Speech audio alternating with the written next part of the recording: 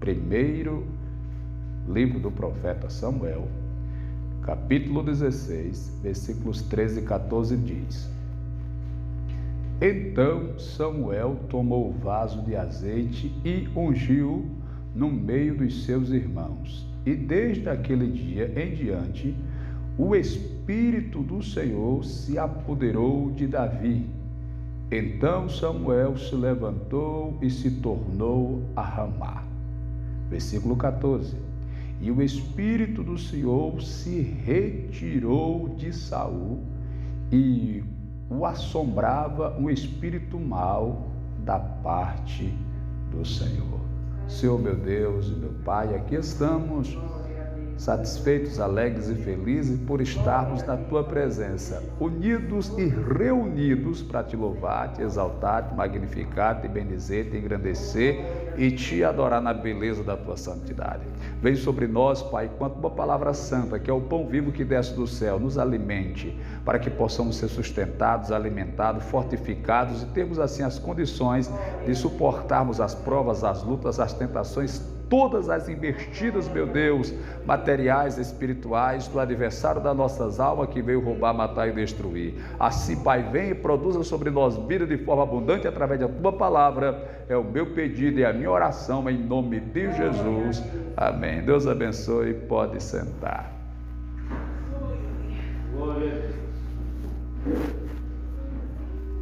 A única nação que conseguiu vencer o povo de Deus mais de uma vez foi a nação dos filisteus. A nação dos filisteus, que é uma nação muito conhecida na Bíblia, ela também conseguiu um dia tomar a Arca da Aliança. É a única nação do qual eu tenho conhecimento, informação, que conseguiu roubar a Arca da Aliança de Deus. E também foi a única nação que conseguiu vencer o exército de Israel, o exército humano de Deus, mais de uma vez. Mas este povo chamado filisteu era um povo bárbaro, um povo feroz, um povo sem noção, um povo sem respeito. Para os irmãos terem uma ideia, com 12 anos de idade, uma criança dos filisteus, ele poderia não saber ler, não saber escrever, não saber matemática, não saber nenhuma matéria da escola. Com 12 anos, ele poderia não entender de nada da gramática, da sua língua, do seu idioma ou das matérias da sua escola. Mas com 12 anos, ele já sabia usar uma espada, já sabia usar um escudo, já sabia usar um arco, já sabia usar uma flecha, já sabia usar uma lança, já entendia tudo sobre a estratégia e sobre as matérias de guerra com 12 anos de idade. Era um povo treinado para não ter medo de nada, nem de ninguém. Um povo feroz, de semblante obstinado e guerreiro. Tanto que, para eles, no treinamento que eles passavam, eles poderiam comer qualquer coisa, no entanto que eles sobrevivessem. Era o treinamento que eles tinham que passar. Eles comiam carne de gado, carne de ovelha, carne de jumento, carne de camelo, carne de gente. Eles não tinham uma tabela ou um equilíbrio. Eles eram tratados e trabalhados para ser um povo com essa característica feroz e com essa característica bárbara. Era assim o povo filisteu. E vai ser exatamente do meio dos filisteus, na guerra na época de Saul, que vai se levantar o mais forte, o campeão, o invencível dos filisteus, o tal de Golias, que tinha 6 côvados de altura e um palmo, cerca de 3 metros de altura. No seu corpo e massa muscular, ele tinha de 300 a 350 quilos de peso de massa muscular. Quando ele colocava todo o aparato de guerra, o capacete, a couraça, as botas, o escudo, a espada, a lança, o arco e a flecha, ele pesava de 500 a 600 quilos.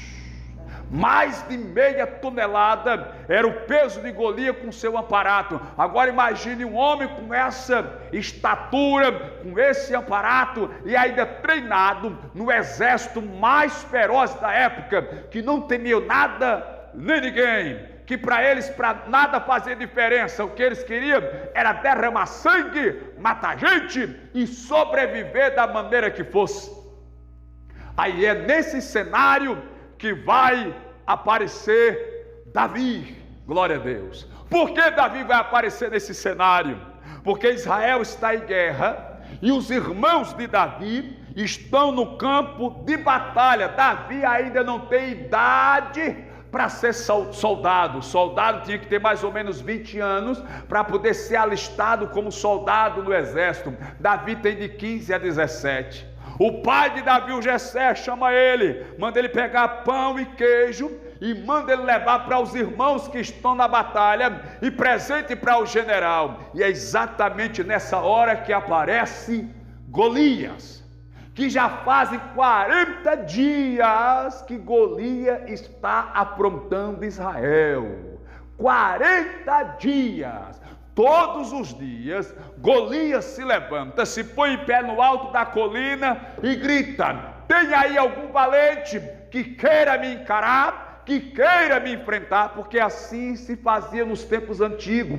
Quando os exércitos iam guerrear, os generais entravam em um acordo: pegue o seu valente, que eu pego o meu valente, e os dois vão lutarem. O que perder, perde pelo seu exército, o que ganhar, ganha pelo seu exército. E assim assinava o trato. E Golias aparece com essa proposta para saber se o mais valente de Israel tem coragem de encará-lo. E ele passa exatamente 40 dias. E os pregadores mais entendidos dizem que quando Golias afronta Israel e não aparece ninguém, ele avança. Ele avança todo dia 15 metros, ou uma metragem maior, não me vem agora a lembrança, mas ele avança. Ele chama para brigar, não aparece ninguém, então ele caminha. De maneira que depois de 40 dias, o Golias já está praticamente dentro do arraial de Israel, dentro do quartel de Israel, e ninguém faz nada. E o pregador disse que isso é uma lição para a gente, porque às vezes o inimigo se levanta contra a gente, às vezes a luta se levanta contra a gente, a provação se levanta contra a gente, a perseguição se levanta contra a gente, e a gente começa a se conformar e aceitar e não faz nada. A partir do momento que nós não reagimos, ela avança, ela se aproxima, porque nós, irmãos, diz a Bíblia, fomos chamados para ser soldados. Por isso que a Bíblia diz que ninguém que milita se embaraça com o negócio dessa vida. Por isso que a Bíblia diz que as armas da nossa milícia, as armas do nosso exército não são carnais. Então nós somos soldados. E soldado não é chamado para estar inerte, parado, desanimado, escondido. É chamado para lutar. Louvado seja Deus. E o bom é que nesse exército, esse exército, quando ele se levanta, ele não perde batalha. Nós só vamos perder batalha se não lutarmos. Mas a partir do momento que nos levantarmos para lutar, pode ter certeza, a nossa vitória já está garantida, porque o nosso Deus, ele não apenas garante que sejamos vitoriosos nem vencedor, ele diz que em Cristo nós somos mais do que vencedores. Então eles ficaram aceitando o Golias entrar, a luta entrar, a humilhação, até que chegou Davi, um menino de 15 a 17 anos. E foi exatamente na hora que Golias se levanta e se põe em pé na colina e brada, para que alguém venha lutar com ele, que alguém venha encará-lo, desafiá-lo. Davi espera que pelo menos um dos seus irmãos se levantem. Não se levanta ninguém. Sabe qual é a conversa dos soldados? Quando vê o Golias, eles conversam com o outro: você viu o tamanho do homem? Você viu o braço do homem? Você viu a mão do homem, você viu o tamanho da lança dele, você viu o tamanho da espada dele, você viu o tamanho do escudo. Rapaz, o homem é grande, o homem é forte.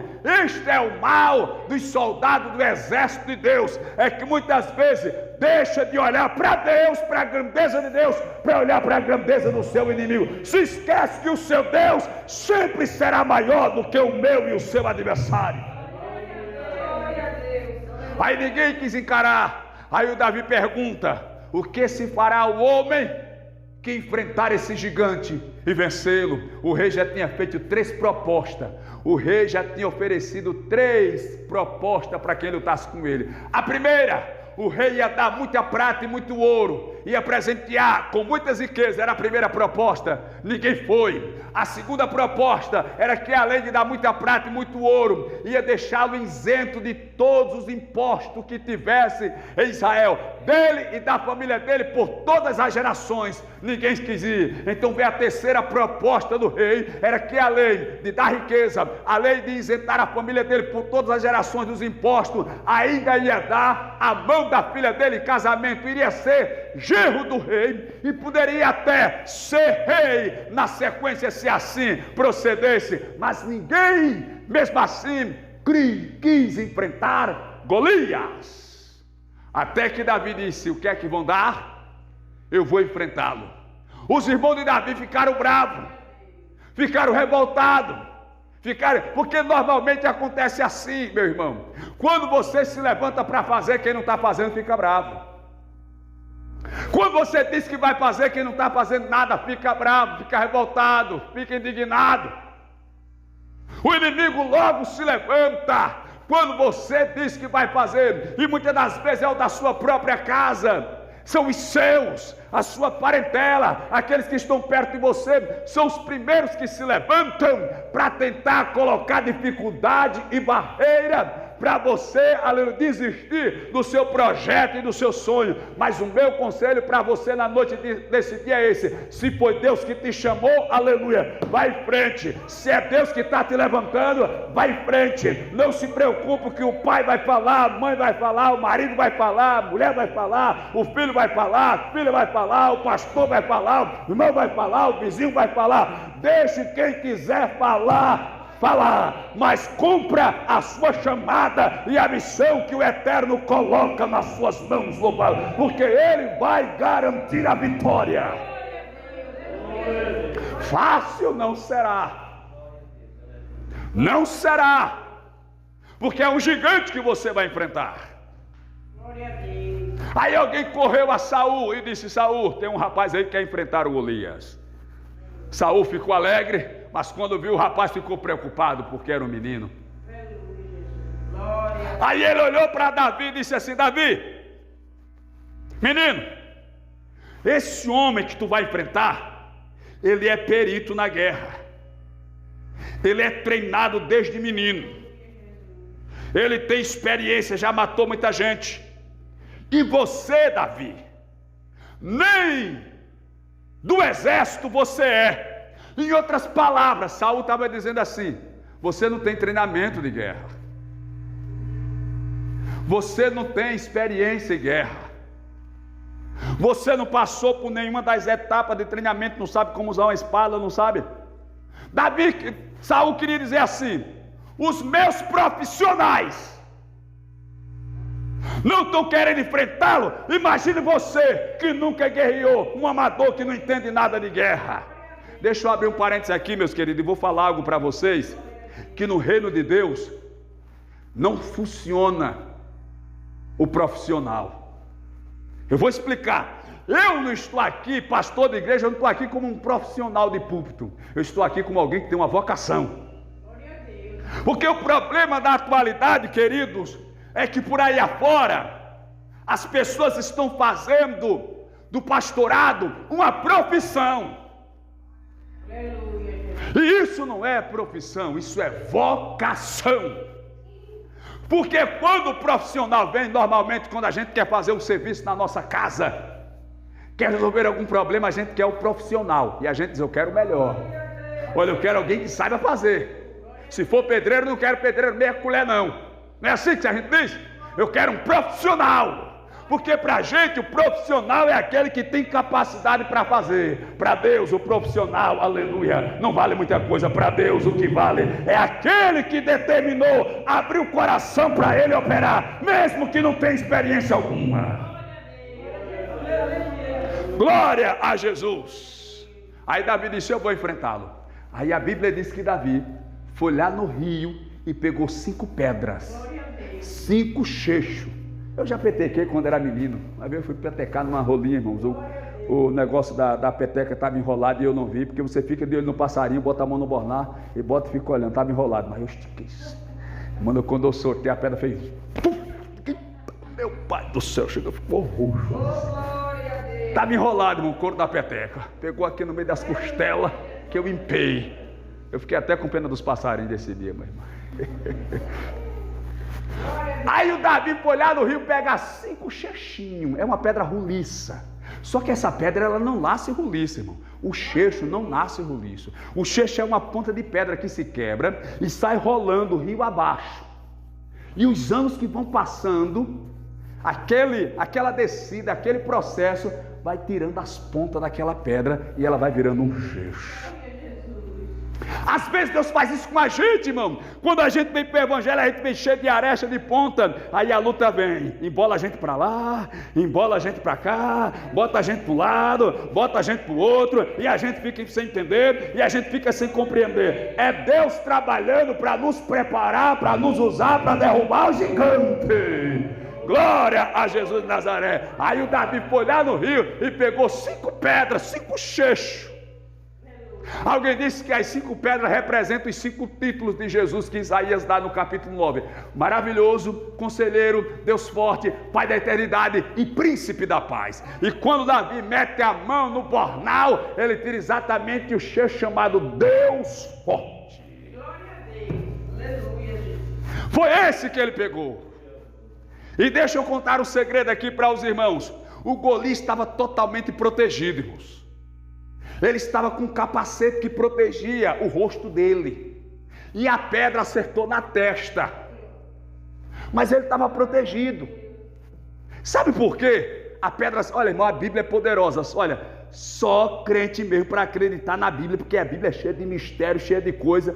Uma vez alguém disse assim: eu não acredito naquela passagem que disse que a baleia engoliu Jonas, porque a garganta da baleia é bem fininha, é por isso que ela só come sardinha lá no mar, porque ela tem a garganta muito apertada, um homem não pode passar na garganta dela, por isso eu não acredito. Aí chegou o crente, quando estava no meio dessa conversa, aí ele disse: como é que é, rapaz? Tu está dizendo que não acredita que a Bíblia diz que a baleia engoliu Jonas? Não acredito não, esse negócio de Bíblia aí é invenção. Aí o irmão olhou para o rapaz e disse: pois eu vou dizer um negócio para você. Se a Bíblia dissesse que tinha sido Jonas que tinha engolido a baleia, ela tinha passado 3 dias na barriga dele, depois saído viva, eu acreditava, porque é a palavra de Deus. Eita! Só crente para acreditar em Bíblia, porque o Golias está protegido, o capacete tem uma proteção, só que tem um buraco em cima, para cima, pela parte de cima, para ele respirar. Aí Davi rodou a pedra e jogou. A pedra subiu, e depois que a pedra subiu, a pedra desceu e pegou na testa. E no capítulo 17, é o momento que Davi vence o Golias. A Bíblia diz que a pedra acerta na fronte de Davi, ou melhor, de Golias. E ao invés de Golias cair para trás, ele caiu para frente.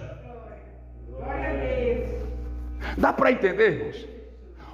A Bíblia diz que Davi jogou a pedra acertou na testa de Golias, e ao invés de Golias cair para trás com a força da pedra, caiu para frente. Eu brinco nessa hora, mas eu brinco com uma certa razão. Eu tenho para mim, irmã, que Deus deu ordem para um anjo dar um tapa no pé do vidro do Golias. Porque não foi a força de Davi, não. Davi era franzino, irmão. Davi tinha 17 anos, mais ou menos 15. Era magrinho. Ele era bom de mira, mas não tinha força para derrubar um gigante de 3,20 metros de altura, com 350 quilos de massa muscular, 600 com a armadura de guerra. Eu tenho para mim que Davi mandou a pedra lá para cá e o anjo ficou esperando aqui. Quando a pedra bateu na testa lá para cá, o anjo deu um tapa daqui para lá, porque ele caiu com a cara no chão, ele não caiu para trás não. Foi o anjo de Deus que deu um tapa no pé do filho do Golias, e ele caiu com a cara no pó. porque a vitória não depende da gente não. Deus só quer que tenha um homem ou uma mulher que tenha coragem de enfrentar o gigante e pode deixar o resto com Deus, que Deus dá conta do recado. Glória! E uma pessoa falou uma coisa bonita, irmãos, e é uma lição para a gente. É uma lição para a gente. Quando um guerreiro ia para a guerra, ia lutar, ou ele levava um arco com flecha, ou uma lança, ou uma espada, um escudo, um punhal, uma adaga, uma couraça, um capacete, e tudo isso quem faz é o homem. É o homem que faz lança, é o homem que faz espada, é o homem que faz escudo, que faz capacete, que faz adaga, que faz flecha, é o homem. Isso são armas feitas pelo homem. Mas Davi foi lá no rio e pegou 5 pedrinhas. E quem é que faz a pedra, irmãos? É Deus. Não lute com as armas do homem, lute com as armas de Deus, porque as armas da nossa milícia não são carnais, mas são poderosas em Deus para a destruição das fortalezas. Glória a Deus! Então aqui Davi vence o Golias e volta vitorioso. Mas o texto que eu li, que é uma advertência para a gente concluir, diz: então Samuel tomou o vaso de azeite e ungiu no meio dos seus irmãos, e desde aquele dia em diante o Espírito do Senhor se apoderou de Davi. Versículo 14: e o Espírito do Senhor se retirou de Saul. Eu poderia ler de forma invertida, primeiro o 14, eu vou ler primeiro o 14, depois o 13. E o Espírito do Senhor se retirou de Saul. 13, a última parte: e o Espírito do Senhor se apoderou de Davi. O Espírito do Senhor se retirou de Saul, o Espírito de Deus se apoderou de Davi. O Espírito de Deus saiu de Saul e foi para Davi. O Espírito de Deus abandonou Saul e foi estar com Davi. Isso aqui é um mistério profundo, irmãos. E a Bíblia diz que quando o Espírito do Senhor saiu de Saul, um espírito do mal o atormentava. Pode ler o texto, E o Espírito do Senhor se retirou de Saul, e o assombrava o espírito do mal, ou o espírito mal. A gente não pode deixar o Espírito Santo se afastar de nós, irmão, porque se o Espírito Santo se afastar da gente, o espírito mal vem. Por isso que a Bíblia diz: quando o espírito sai de uma casa, vai vaguear, volta e acha ela vazia, sem morador, sem habitante, sem inquilino, ele vem e traz com ele mais 7 espíritos, e o último estado fica pior do que o primeiro. Aleluia.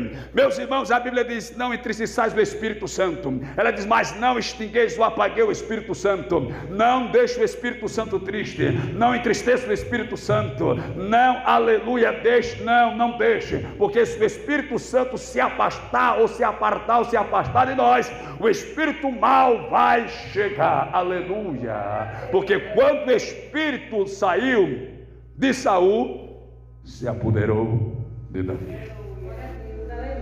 Quando Saul estava prestes a ser rejeitado por Deus, a Bíblia diz que o Samuel chegou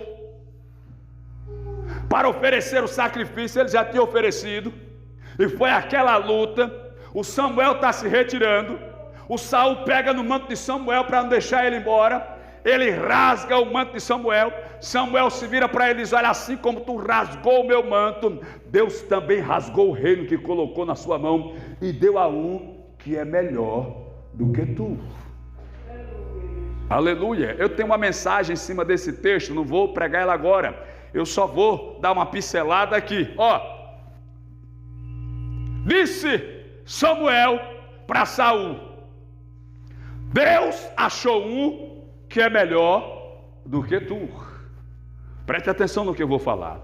Quando o povo pediu rei, Deus disse que ia ser Saul, porque Saul era o homem mais bonito de Israel naquela época, era o homem mais alto de Israel, era o mais charmoso que tinha Israel, ou seja, era o maior. Saul era o maior, porém Davi era o melhor. Deus não está preocupado com o maior, Deus está preocupado com o melhor. Talvez o que você tem oferecido e feito para Deus é pequeno, e alguém tem feito algo maior, mas o seu pequeno é melhor. Não se preocupe em fazer grandes coisas, se preocupe em fazer o melhor para seu Deus. Deus seu melhor para os... É por isso que no dia que Jesus chegou no templo e o povo estava ofertando, e todo mundo vem, colocava as suas ofertas, colocava as suas notas, colocava o seu cheque, a sua prata e o seu ouro. De repente veio uma viuvinha com 2 moedas, e eram as menores moedas que existia na época. Ela pegou as 2 moedinhas e colocou dentro do cofre. Quando Jesus Cristo viu aquilo, ele disse: essa mulher, ela deu mais do que todos que já ofertaram até agora, porque o que deram até agora deram do que sobrava, deram do resto do que sobejava, mas essa mulher pegou essas 2 moedas e era tudo que ela tinha, aleluia. Então ela deu o seu tudo e deu o seu melhor. Por isso eu digo que ela deu mais do que todo mundo, porque para Deus o que vale não é a quantidade, o que vale é a qualidade do sacrifício que eu e você oferecemos a Deus, aleluia.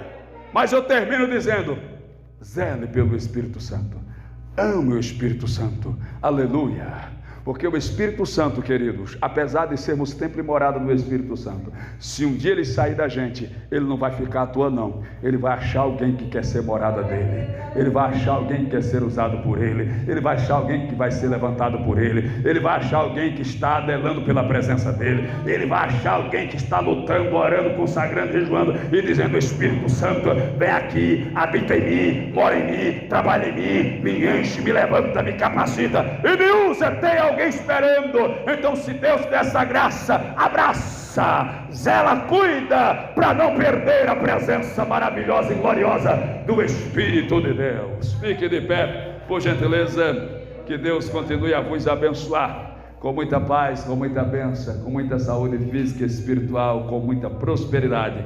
Que o Espírito do Senhor esteja na sua vida e você continue cheio. Amém?